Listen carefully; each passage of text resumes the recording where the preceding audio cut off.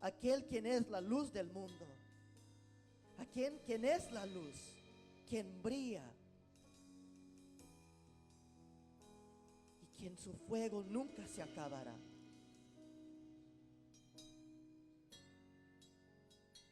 Y Padre, oro en esto, en este momento, por tu pueblo y por tu siervo. Háblanos en esta mañana. Y el pueblo de Dios dice: amén, amén.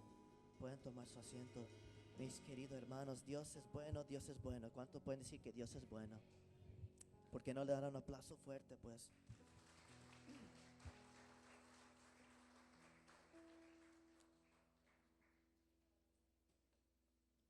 Como ya saben, pueden abrir sus Biblias en el libro de Primera de Juan, y vamos a estar en el capítulo 2, en el versículo 15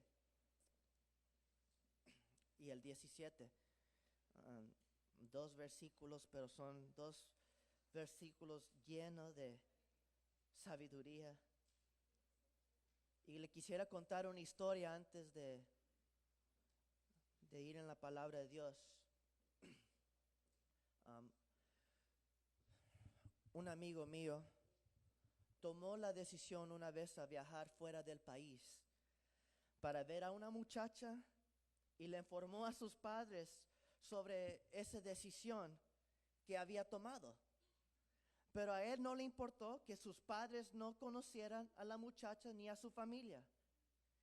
Y mientras él se preparaba para irse, un amigo de la familia le suplicó que no fuera en este viaje. Al igual, sus padres le rogaron que no fuera. Suplicaron que iba en contra de todo lo que protegían como familia, y nada bueno le esperaba. Incluso intentaron bloquear la puerta, pero él se fue de todos modos. Años después, mi amigo y yo siempre hablamos de esa situación, y él reflexionó sobre esa noche. Se asombró cuando repitió la escena de sus padres y el amigo familiar tratando de impedir que se fuera. Sin embargo, el respeto que él sentía por sus padres se reforzó cuando las acciones de ellos les enseñaron que vale la pena bloquear la entrada de algunas cosas en esta vida. En Primera de Juan, capítulo 2, versículo 15 al 17, el apóstol Juan está a la puerta. Él está a la puerta y él está diciendo al pueblo de Dios: no ames al mundo. Y él está rogando como un buen pastor. Y déjame decirte, él tiene un corazón de un verdadero pastor. En los versículos 12 al 14, Juan expresó su confianza en que sus lectores poseen una verdadera fe salvadora. Pero un fiel pastor no solo te dice las cosas buenas que estás haciendo, él también te da una advertencia de tener cuidado en caminar en los caminos equivocados. Y este buen pastor le dice al pueblo de Dios: yo sé que tú amas al Señor, pero veo un problema. También es probable que puedes estar amando al mundo. Y por esa razón él escribe: no amen al mundo, ni nada de lo que hay en él. El primero de Juan trata sobre la seguridad de la salvación, de una serie de pruebas, da una serie de pruebas que el creyente profesante supiera si él o ella es verdaderamente salvo. ¿Se recuerdan? Aquel que proclama caminar en la luz debe de confesar sus pecados. Hay muchos que confiesan caminar en la luz, pero están caminando en las tinieblas. Luego en el capítulo 2, Juan nos dice que hay algunos que proclaman conocer a Dios, pero no obedecen su palabra. Eso es imposible caminar en la luz y no obedecer al Señor. Es imposible clamar que yo conozco a Dios y tengo compañerismo con Dios y no obedecerle a Él. Y estas pruebas se dividen en tres categorías: doctrinal, moral y social. Y 1 de Juan capítulo 2, el versículo 15 al 17, es una prueba moral que nos confrontan con el hecho de que las personas salvas tienen un amor que odia. ¿Qué? ¿Cómo así? Un amor que odia. Sí, déjeme explicarte. El cristiano debe de amar lo que Dios ama y el cristiano debe odiar lo que Dios odia. Simple y punto. Y el cristiano debe tener un celos por Dios. El celo es una pasión consumidora que ama tanto una cosa que odio todo lo que está en contra de la cosa amada. No puedes amar a Dios y amar al mundo al mismo tiempo, iglesia. No puedes, no podemos. Y estos versículos nos enseñan que los hijos de Dios, ¿cuántos hijos de Dios están aquí en esta mañana? No deben, ni deben amar al mundo. J.C. Ryle dijo estas palabras y quiero que lo escuchen bien. Un hombre celoso por la religión es preeminentemente un hombre enfocado en una cosa. No basta con decir que es serio, sincero, no cambia fácilmente de opinión y ferviente en espíritu. Él solo ve una cosa, se preocupa por una cosa, vive por una cosa, es consumido por una cosa. Y él solo ve una cosa, se preocupa por una cosa. Y esa única cosa es agradar a Dios. Si vive o si muere, si tiene salud o si tiene enfermedad, si es rico o si es pobre, si le agrada al hombre o si le ofende, si es sabio o si no, si le consideran tonto, ya sea que obtenga la culpa o si recibe aplausos, si obtiene honor o vergüenza. Por todo esto, el hombre celoso no le importa nada en absoluto. Él vive por una cosa y esa única cosa es agradar a Dios y extender la gloria de Dios. Si él es consumido por el fuego, no se preocupa, él está contento. Siente que como una lámpara está hecho para brillar y si consume con el fuego, él ha hecho la obra que Dios le ha destinado. ¿Escucharon? Vivimos por una sola cosa, iglesia, y es para la gloria de Dios. Y el amor por el mundo desplaza el amor por el Padre. Y el amor por el Padre desplaza el amor por el mundo. El punto principal de este pasaje para ti y para mí hoy en esta mañana es que no ames al mundo, ame a Dios. Y esto es importante porque primero quiero que consideremos primero el mandamiento en el versículo 15. Si alguien ama al mundo, no tiene el amor del Padre. Y quiero decirle, esto no es una sugerencia. Esto es un orden. No ames al mundo. Juan menciona el mundo 6 veces. Noten en estos 2 versículos, 6 veces la palabra mundo sale. 6 veces. Por lo cual, primero debemos de definir qué significa o qué es el mundo.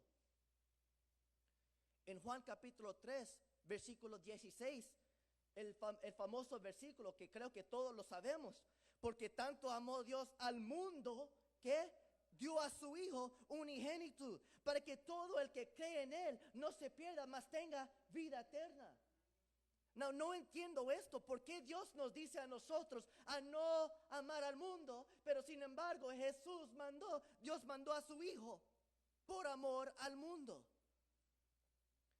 Well, Dios ama al mundo. Dios demostró su amor por el mundo al dar a su único Hijo para pagar por nuestra salvación. Entonces, ¿por qué Dios nos mandará a no amar al mundo? Tenemos que entender lo que el mundo significa. La palabra griega por el mundo es cosmos y puede significar un par de cosas. Puede referirse al mundo de la naturaleza. En Génesis capítulo 1, versículo 1, en el principio creó Dios ¿qué? Y Dios llamó todo lo que Él creó bueno, ¿cierto? Todo lo que Dios creó era bueno. La creación ha sido maldecida por la caída, pero sigue siendo hermoso y valioso y debe ser amado por el pueblo de Dios. Debemos apreciar lo que Dios nos dio a nosotros. También la palabra mundo puede referirse al mundo de la humanidad. Y este es el significado de Juan capítulo 3, versículo 16. Dios ama a la humanidad y Él envió a su Hijo para que todos tengan vida eterna, que nadie se pierde. En 1 de Juan capítulo 2, versículo 2, nos dice que Él es el sacrificio por el perdón de nuestros pecados. Y no solo por nuestros pecados, pero por todo el ¿qué? El mundo. La gente perdida le importa a Dios. Y deberían de importarnos a nosotros. Deberíamos odiar el pecado, pero debemos amar al pecador. Sin embargo, como Juan usa la palabra mundo, se refiere al mundo de los valores. Es el sistema de valores falsos que está alejado de Dios y a la rebeldía contra Dios. Y quiero que me escuchen. En Juan capítulo 12, versículo 31, Jesús dijo, el juicio de este mundo ha llegado y el príncipe de este mundo va a ser expulsado. Este versículo nos dice dos hechos importantes sobre el mundo, sobre el valor de este mundo, que el mundo está bajo el juicio de Dios y está gobernado por alguien, por Satanás. Este es el sistema de cual éramos partes antes de que Cristo nos salvara. Efesios capítulo 2, versículo 1 al 2 dice, en otro tiempo ustedes estaban muertos en sus transgresiones y pecados, en los cuales andaban conforme a los poderes de este mundo. ¿Escucharon? Los poderes de este mundo. Se conducían según el que gobierna las tinieblas, según el espíritu que ahora ejerce su poder en los que viven en la ¿qué? Desobediencia. La salvación en Cristo nos libera de este mundo, de las tinieblas. Primera de Juan capítulo 5 versículo 19 dice, sabemos que somos hijos de Dios y que el mundo entero está bajo el control del ¿quién? Del maligno. Y si recuerden la oración de Jesucristo antes de ir en aquella cruz, Él oró al Padre y le dijo, no te pido que le quites de este mundo, sino que los guardes. ¿Del quién? Del maligno. Iglesia, los cristianos están en el mundo, pero no son del mundo. ¿Escucharon? Pertenecemos a Dios. No eres parte de este mundo, tú perteneces a Dios. Y como resultados, los cristianos están en una guerra espiritual. Estamos en una guerra espiritual. Y tenemos un enemigo real. Y él también tiene poder. Pero mayor es el que está en nosotros que el que está en el mundo. Y déjeme decirte, y 1 de Juan capítulo 2 versículo 15 nos dice clave cómo tú y yo podemos tener la victoria sobre aquel que gobierna este mundo. Fácilmente no amas las cosas de este mundo. Ames a Dios. Pero ¿qué significa amar al mundo? Como veremos, hay muchas cosas que el versículo no significa.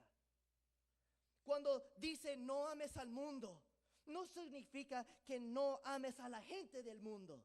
Nosotros sabemos y vimos en Juan capítulo 3, versículo 16, Juan capítulo 3, versículo 16 y primera de Juan capítulo 2, versículo 2. Vimos cómo Dios amó tanto al mundo, que Él dio a su Hijo para todo aquel en este mundo que crea en Él. Y cuando dice no ames al mundo, tampoco no significa que no podemos disfrutar de nada en el mundo. Sabemos por 1 de Timoteo capítulo 6 versículo 17 que Dios nos ha dado todo tipo de cosas buenas en el mundo para que lo podamos disfrutar. La familia es algo que debemos disfrutar. Una buena comida con amigos. Estoy esperando que alguien me invite hoy en esta tarde. Quiero disfrutar ese momento. Un partido de fútbol. Dios nos dio todas estas cosas para que lo podamos disfrutar. No es malo. Así que podemos amar a las personas del mundo. Y podemos disfrutar de los buenos regalos que Dios nos da en el mundo. Pero lo que Juan está diciendo aquí, lo que la Biblia nos dice aquí, es que no debemos amar las formas, las prácticas y los patrones del mundo que están establecidas de tantas maneras contra la palabra de Dios. Este es un mundo que es normal. Continuar día tras día gratificándonos, complaciéndonos, entreteniéndonos, exaltándonos, sin tener en cuenta el carácter o los mandamientos de Dios. Juan dice que la iglesia debería verse diferente que el mundo. La Biblia dice que nuestros horarios deben verse diferente.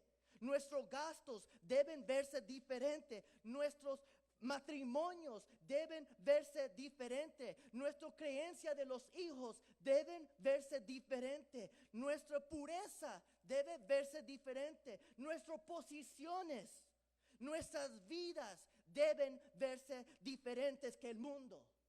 Y no por el hecho de ser diferentes, sino porque amamos a Dios más de lo que amamos a este mundo. Juan dice, si alguno ama al mundo, el amor del Padre no está en él. Y aquí es que quiero donde quiero que veas que esto no es solo una cuestión de ¿qué tengo que cambiar?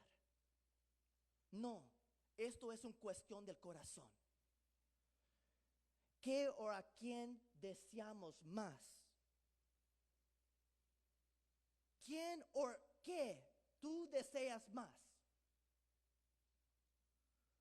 Amar al mundo se trata de un sistema de valores, no de un código de conducta. Luchar contra amar al mundo es más que mantener una lista de que se debe o no se debe de hacer. Para Juan, cuando él dice amar a este mundo, es pensar que el mundo es lo único que importa cuando está puesto por encima de Dios. Y quiero decirte, no podemos amar al mundo. No podemos verlo más alto que Dios. Es que verás a Dios más alto que el mundo o verás el mundo más alto que Dios, pero no pueden estar en el mismo nivel. Y esa es la pregunta. ¿Qué amas tú más que Dios? Jesús le dijo a sus discípulos. Sin embargo, él vio a las personas alrededor de él y le dijo, si tú amas a tus padres más que a mí, no eres digno de mí. Si amas a tus hijos más que a mí, no eres digno de mí. Si tú amas las cosas de este mundo más que Dios, tú no eres digno de Dios. Y son palabras fuertes, pero no lo digo yo. No es algo que estoy inventando. Si tú no pones a Dios sobre todo en tu vida, ¿verdaderamente amas a Dios más que el mundo?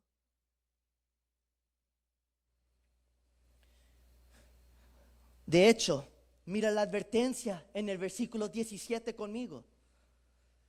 El mundo se acaba con sus malos deseos, pero el que hace la voluntad de Dios, ¿qué pasa? Permanece para siempre. ¿Escucharon? ¿Escucharon eso? Y esto es clave. Si amas a este mundo, morirás con este mundo. ¿Escucharon? Si aman a este mundo, morirás con este mundo. Y Él está diciendo, no ames al mundo, te destruirá. Y quiero darle una advertencia a los padres hoy en esta mañana. No enseñe a la próxima generación a amar a este mundo. Porque eso le va a destruir. En cambio, enséñele a la siguiente generación a amar a Dios sobre todas las cosas. Y esto es importante para todos nosotros en esta mañana, porque el versículo 15, si alguno ama al mundo, el amor del Padre no habita, no está en él. Y este versículo presenta el asunto en términos blanco y negro. O amas a Dios o amas al mundo. Pero no puedes amar a los dos. El mundo quiere que pienses que puedes amarlo a Él y a Dios sin complicaciones. Pero una vez que crees esa mentira, la influencia seductora del mundo te alejará de Dios. Y por esa razón hemos visto cristianos alejarse de la fe. En 2 Timoteo había un hombre que se llama Demas, que caminaba en los caminos de Dios. Pero quiero que escuchen esto en 2 de Timoteo, capítulo 4, versículo 10. Note lo que habla acerca de Demas. Note lo que dice. Pues Demas, ¿qué dice? ¿Escucharon? ¿Por amor a qué? Por amor a este mundo. Él era un seguidor de Cristo. Pero por amor de este mundo, Él decidió abandonarlos. ¿Y cuántos cristianos hoy en día han abandonado al Señor por el amor al dinero? Por el amor de otras cosas. Y el Señor claramente dice, o me amarás a mí o amarás al mundo. Pero tú tienes que elegir. Y esta es una cuestión para cada creyente hoy en esta mañana. O amas a Dios o amas al mundo. Pero no puede estar en el medio. El avión se va a volar. Y va a suceder dos cosas. ¿Te vas a ir en ese avión o te quedarás aquí? Pero tú tienes que elegir. ¿Cuál amarás? Y esto no solo sucedió a demás, sino a muchos hoy en día. Y la palabra de Dios deja en claro que es imposible amar a Dios y amar al mundo al mismo tiempo. Y no puedes servir a dos amos, iglesia. No puedes tener dos maestros. No se puede ir en dos direcciones al mismo tiempo. Tienes que elegir hoy en esta mañana. Pero noten el versículo 16. Y me gustaría leerlo en la versión Dios habla hoy. Eso lo voy a leer en diferente forma. No creo que va a estar en la pantalla, pero dice así. No estoy seguro. ¿Llegar yo? Gracias. Dice así en la versión Dios habla hoy. Y me gusta. Porque nada de lo que el mundo ofrece viene del Padre, sino del mundo mismo. Y esto es lo que el mundo ofrece. Los malos deseos de la ¿qué? De la naturaleza humana. El deseo de poseer lo que le agrada a los ojos. Y el orgullo de la ¿qué? De las riquezas. El sistema de valores del mundo no está motivado por nada en Dios, sino ni desea a Dios.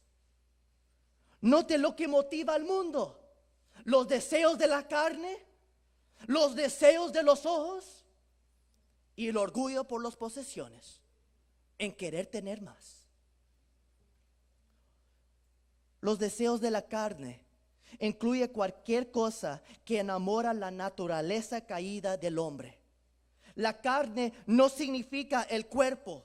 Más bien se refiere a la naturaleza básica del hombre, aquel que no ha nacido de nuevo, quien está ciego a la verdad espiritual.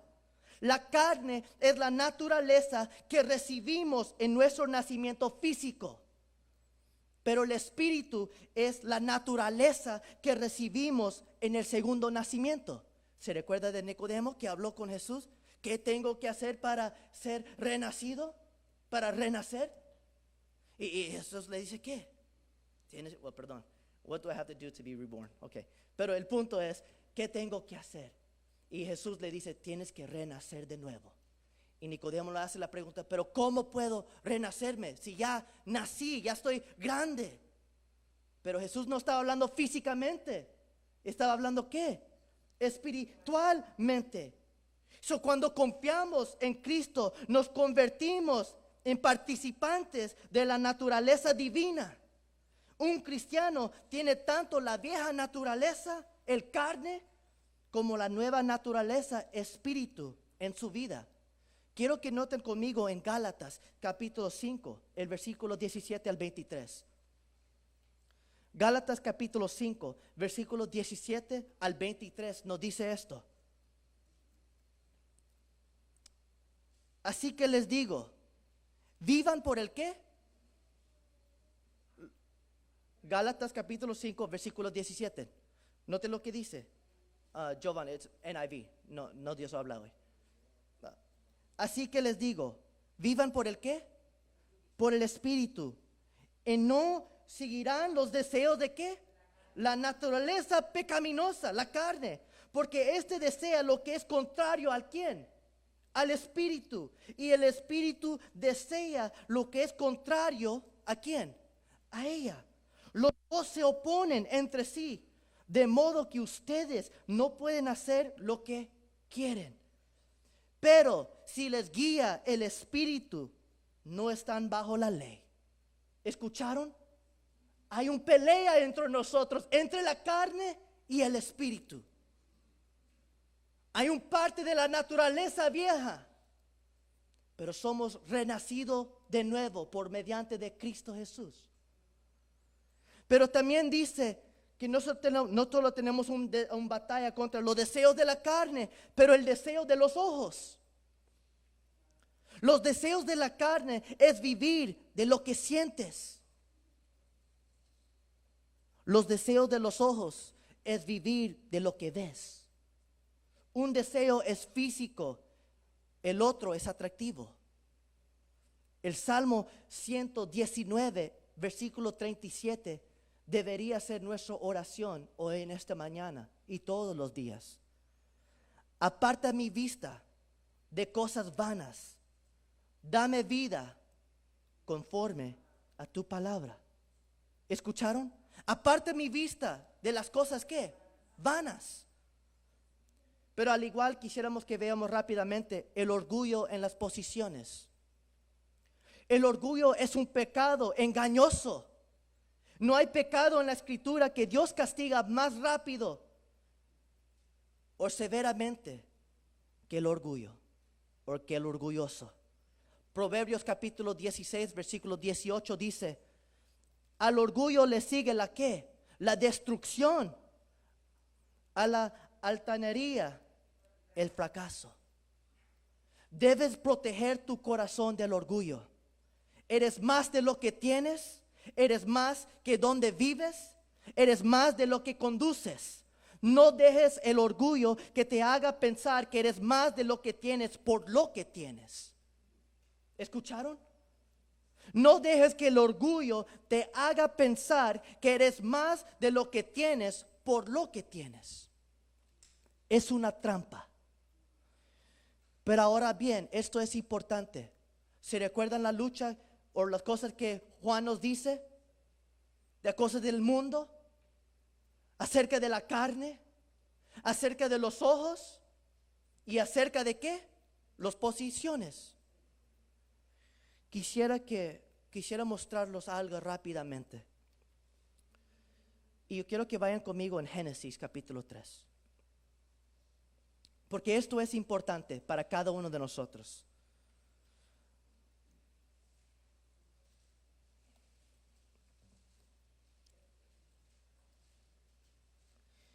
Yo voy a leer 1 de Juan capítulo 2 versículo 16. Mientras ustedes estén en Génesis 3 por ahorita. Pero quiero que escuchen. Porque nada de lo que hay en el mundo, los malos deseos del cuerpo, la codicia de los ojos y la arrogancia de la vida. No, quiero que vean esto. En Génesis capítulo 3, estas tres cosas se desarrollaron en Génesis. Y quiero que también sepas hoy en esta mañana que Dios, y quiero que me vean aquí, Dios creó a cada humano, a cada persona aquí con deseos. ¿Me escucharon? Dios creó a cada humano con deseos y necesidades en nuestras vidas. Y esto se manifiesta en diferentes maneras en el jardín de Edén, en Génesis capítulo 2. A veces pensamos en el jardín de Edén todo era perfecto. El hombre no tenía necesidad. Pero eso no es cierto. El hombre definitivamente tenía necesidad. El hombre necesitaba aire. Por esa razón, Dios le construyó ¿qué? Pulmones para respirar. El hombre necesita comida. Dios mismo le dijo, puedes comer de cualquier árbol, cualquier planta, cualquier cosa, menos de una cosa. Había una necesidad para respirar, una necesidad de comer. Sin embargo, luego vemos que había una necesidad de ¿qué? Compañerismo. Por esa razón, Dios creó a Eva. Dios miró que no era bueno para que el hombre esté solo. Sin embargo, aquí está el clave. En el jardín no era que el hombre no tuviera necesidades. La imagen en el jardín de Edén era que el hombre tenía necesidades que estaban destinadas a ser satisfecho solo por Dios, de una manera diseñada por Dios. Entonces, Dios nos creó para desear, pero nuestros deseos están diseñados para ser satisfechos por nuestro Creador. ¿Me escucharon? Nuestros deseos están diseñados para estar satisfechos ¿en quién? En solo Dios. Nuestros deseos están diseñados para llevarnos a Dios como el único que puede satisfacer nuestra necesidad y satisfacer nuestros deseos. Pero vemos un problema en Génesis capítulo 3. ¿Están allí? Miren el versículo 6. El serpiente se llega, se presenta y le dice a comer del árbol que Dios le había dicho que no debieran de comer. Y quiero que escuchen la descripción en Génesis capítulo 3 versículo 6. Escuchen. Entonces, cuando la mujer vio que el árbol era bueno para comer, allí voy a parar. Ese es el deseo del ¿qué? Del carne. ¿Escucharon? El deseo del carne. Cuando la mujer vio que el árbol era bueno para comer, era para llenar su necesidad. Pero quiero que sigamos. Y que era una delicia para los que. ¿Ven el problema allí? Aquí vemos el carne. Aquí vemos el qué. Los ojos. El deseo de los ojos. Ella vio que era bueno para comer. Sus ojos le engañaron. Y noten el tercer cosa. Y que el árbol era deseable para hacer los qué. sabios. ¿El orgullo en qué? Ese es orgullo en querer tener cosas. ¿Ves los tres problemas que Juan menciona? El carne, los ojos y el deseo en obtener cosas. El orgullo, yo quiero saber más que Dios. Ella vio, y escuchen, ella vio que el árbol era bueno ¿para qué? Para comida. Fue una delicia por sus ojos. Era deseable. Y ella se lo comió. Y él comió también. Y por primera vez, escuchen, por primera vez, vemos los antojos del hombre que lo impulsa a satisfacer sus necesidades fuera del Creador. ¿Escucharon? Todos sus deseos estaban satisfechos por Dios. Y aquí en Génesis capítulo 3 vemos a Adán y Eva buscar a llenar sus deseos fuera de Dios. Y esto es importante para cada persona aquí. Note lo que provoca el pecado. Notan. Es cuando miramos por cosas de este mundo para satisfacernos aparte de nuestro Creador. Cuando pensamos que hay algo bueno fuera del Creador. La realidad es que nada es bueno si no viene de Dios. Las cosas pueden parecer bueno, pero te llevan a la destrucción. Pueden parecer deseable, pero es malo. Piénsalo. Cada pecado que usted o yo cometemos, lo cometemos porque creemos que será bueno. Creemos que será deseable, ya sea un pecado de lujuria o codicia, materialismo, adulterio, chismes, lo que sea. Pecamos porque nos convencemos a nosotros mismos de que estamos convencidos de que es un buen camino a seguir, que será deseable hacerlo. Será un placer en hacer esto. Será bueno pensar esto, comprar esto, obtener esto. Y luego cuando lo hacemos, luego cuando lo obtenemos, al final nos damos cuenta de que es malo y que destruye. El deseo del sexo es natural. El deseo de satisfacción sexual a través de la fornicación, el adulterio o la homosexualidad es un pecado. El deseo de comer es natural. La gula es un pecado. El deseo de descansar es natural. La pereza es un pecado. Pero por favor, escúchenme. Hay veces que buscamos las cosas en este mundo para satisfacer aparte de nuestro Creador. Y la tragedia del pecado es esto: terminamos huyendo de aquel que nuestras almas anhelan y necesitan más. Y esto es lo que sucedió en Génesis capítulo 3. Adán y Eva creyeron que pueden encontrar o satisfacer sus necesidades fuera del Creador. Y terminando esto, se fueron huyendo, alejándose de aquel que más necesitan sus almas. Y quiero decirles hoy en esta mañana, la verdadera satisfacción no se encuentra en las cosas que está en este mundo. Las cosas, no podemos encontrar satisfacción en cualquier cosa que el mundo nos ofrece. La satisfacción por nuestros deseos, por la satisfacción por nuestro corazón, es solo Dios lo puede llenar. Y quiero decirles, y esto es importante, Porque Dios nos ha conectado y nos ha creado para estar satisfecho en solo Él.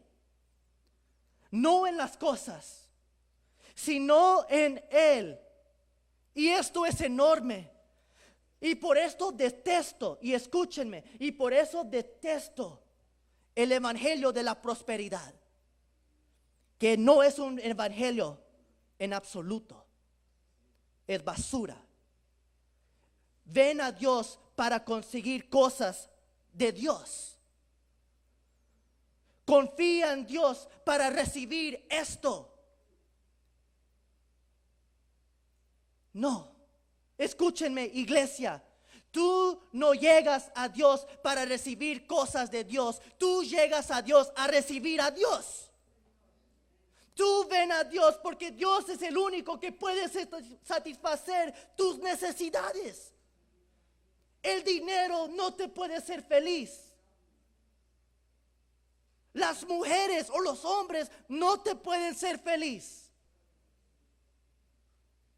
Solo Dios puede satisfacer las necesidades más profundas del alma y el corazón del humano. Solo Dios. Y es mejor, Dios es mejor que todas las cosas que este mundo puede ofrecer. Y no es un medio por un fin. Él es el fin que nuestras almas desean y anhelan. La verdadera satisfacción se encuentra en Dios más que en las cosas que Dios da. Y es por eso que no debemos amar las cosas de este mundo.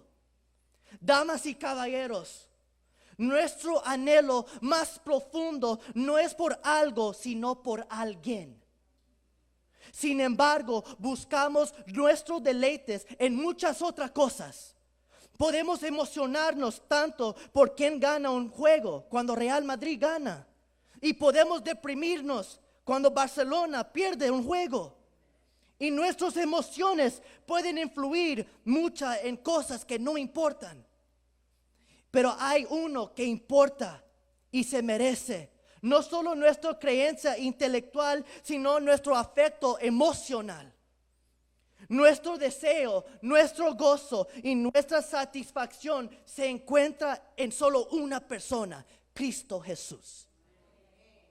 Y si Dios es tu deseo, escúchenme, y si Dios es tu deseo, nunca más tendrás sed, nunca más tendrás hambre, nunca morirás, porque tendrás vida eterna por medio de Cristo Jesús. Y el versículo 17 dice esto: el mundo se acaba. El mundo se acaba con sus malos deseos. Pero ¿qué hace la voluntad de Dios? Permanece para siempre.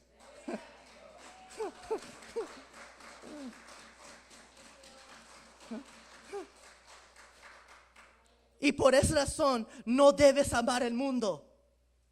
El mundo pasa, pero la voluntad de Dios permanece para siempre. El mundo se acabará. Esto no es una profecía, es un hecho. No es una predicción de lo que vendrá. Es una declaración de cómo son las cosas. El mundo se acabará. En 1 de Juan capítulo 2 versículo 8 dice: porque la oscuridad se va desvaneciendo y ya brilla la luz verdadera. Por su propia naturaleza, el sistema de valores falsos del mundo está en proceso de autodestrucción. Y cuando Cristo regresa para finalizar su reino, destruirá este mundo de pecado. Pero incluso ahora, el mundo está pasando. Los deseos del mundo están desapareciendo con él. Y esto se refiere a los deseos de la carne y los deseos de los ojos y los deseos para obtener cosas. Y todos los deseos del mundo se acabarán. El mundo con los deseos lo acompañan, están desapareciendo. Sin embargo, este proceso de autodestrucción no es evidente a simple vista. Muchos miran a la sociedad y concluyen que las cosas están mejorando progresivamente. Tenemos personas que están proclamando ciertas slogans. Y no voy a decirlo aquí para no causar división, pero hay tantas protestas por diferentes situaciones, por diferentes cosas. Y muchos creen que con protestar van a mejorar este mundo. Y no estoy diciendo que no tenemos un voz, pero déjame decirte, aunque tú protestes en la calle, el mundo se va a acabar. Y aunque tú crees que el mundo se está mejorando progresivamente, al final este mundo se acabará. Y por esa razón, tú y yo, iglesia, debemos tener cuidado en amar las cosas de este mundo.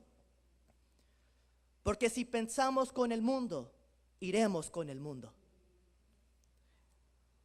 En Mateo capítulo 24, versículo 37 al 39, Jesús dice, y quiero que escuchen bien, la venida del Hijo del Hombre será como el tiempo de Noé, porque en los días antes del diluvio comían, bebían y se casaban y daban en casamiento hasta el día en que Noé entró en el arca.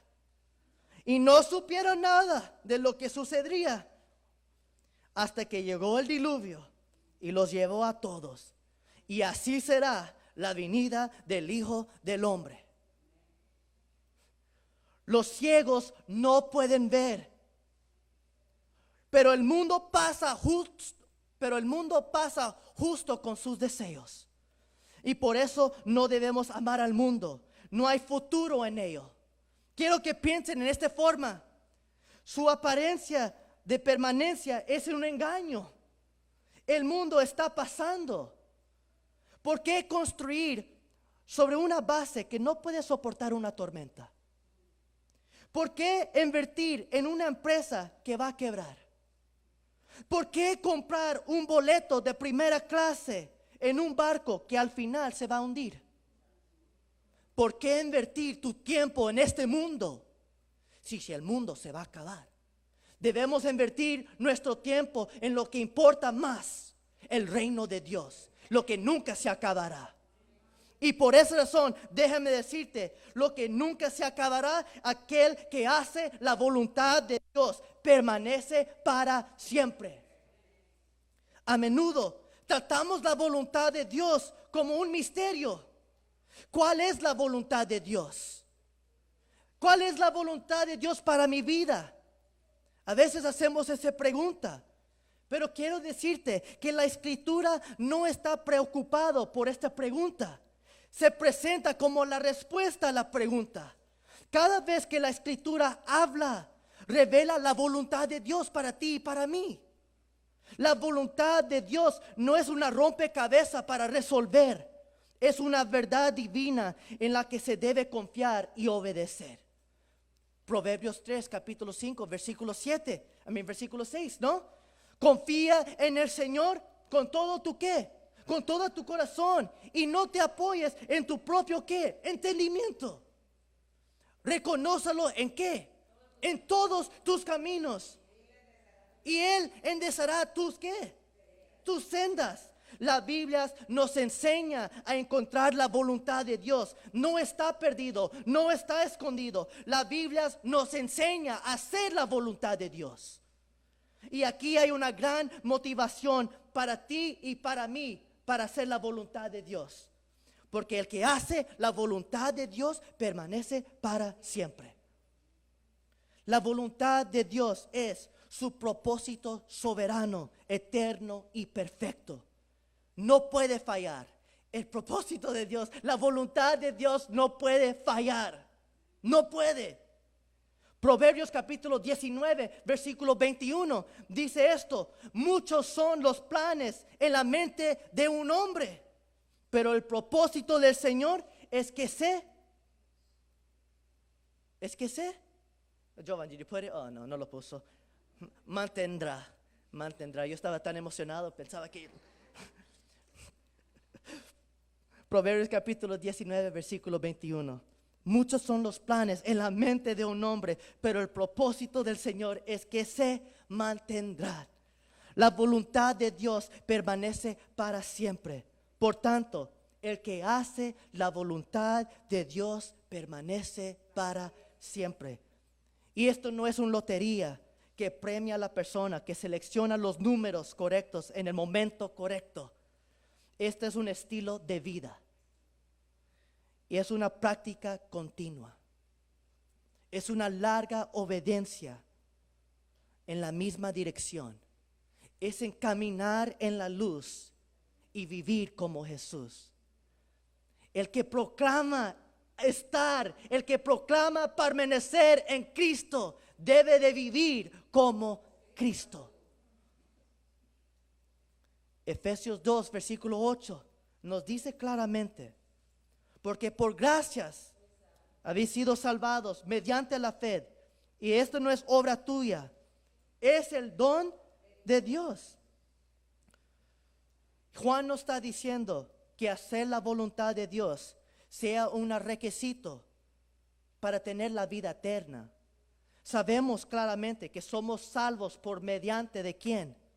De Cristo Jesús. Lo vimos la semana pasada.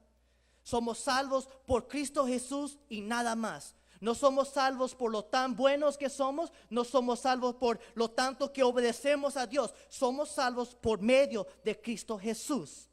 Pero la evidencia práctica de que has sido salvado por gracia es que voluntariamente sometes tu vida a la voluntad de Dios. Y cuando tú amas a Dios más que todas las cosas, tu vida lo reflexionará. Y eso es mi deseo para ti en esta mañana. No ames al mundo ni las cosas de este mundo, sino ames a aquel que es para siempre, Cristo Jesús. Y tu amor es evidente si caminas en sus caminos, si obedeces su voluntad. Y hoy en esta mañana, iglesia, mi deseo es para cada uno de nosotros a desear a Dios sobre todas las cosas, porque Él es mejor que toda cosa. Él es más precioso que el oro refinado. Él es más precioso que un diamante pulido. Dios es sobre todo y Él es más valioso que cualquier cosa. Y por esa razón debemos de desearle a Él, porque Él es más valioso que cualquier cosa. Debemos de desearle a Él más que al mundo, porque un día Él nos rescató y nos sacó de este mundo. Y por gracia y por inmenso amor le debemos amarle a Él. Inclinemos nuestro rostro. Padre, te doy gracias, oh Dios, por este momento. Te doy gracias, Señor, por tu pueblo. Te doy gracias, oh Dios, por todo lo que haces y por todo lo que has hecho, por todo lo que has dado. Hemos visto, Señor, que podemos disfrutar de las bendiciones que tú nos has dado, pero no hay nada en este mundo que pueda tomar tu lugar. Eso incluye nuestro esposo, nuestra esposa, nuestra familia, nuestro trabajo, nuestra pasión por los deportes o por la música, por cualquier cosa. Nada es sobre ti, o nada debe ser sobre ti. Y Padre, oro en este momento que tu pueblo y yo podemos desearte a ti sobre todo, que podemos declarar y que podemos vivir conforme a lo que declaramos, que lo único que quiero es adorarte, lo único que quiero es exaltarte, pero no solo adorarte con nuestros labios, pero adorarte con nuestras vidas y hacer las obras que tú nos llamas a hacer, a obedecer tu voz. Y el que obedece Y quien hace la voluntad del Padre permanece para siempre. Y ayúdanos a entender, oh Padre, invertir en las cosas que son más importantes. Ayúdanos, Señor, a invertir nuestro tiempo, invertir nuestros cuerpos, invertir nuestro corazón, nuestra mente, nuestra alma, invertir en la cosa que vale verdaderamente, que es tu reino, oh Dios. Porque el mundo se acabará y los deseos o sus malos deseos se acabará con este mundo, pero tú nunca, Señor. Y te damos gracias, Padre, por este tiempo. Te damos gracias, oh Dios, por tu amor. Y en tu nombre oramos. Amén. Amén. Amén.